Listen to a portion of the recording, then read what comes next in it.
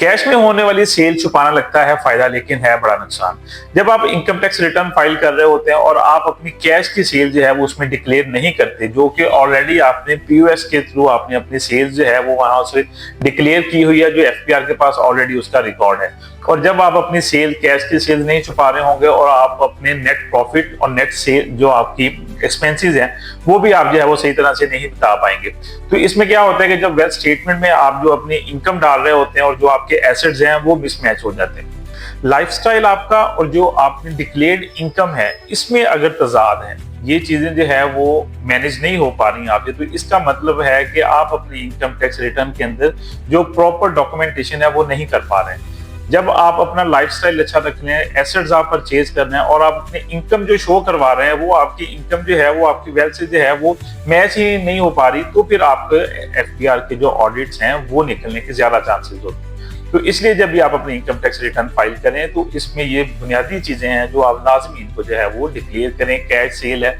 उसके बारे में जो है वो आप बताएंगे, अपनी बैंक स्टेटमेंट्स हैं उसके हवाले से आप अपनी डिटेल जो है वो प्रॉपर अपनी इनकम टैक्स रिटर्न के अंदर जो है वो डिक्लेयर करें।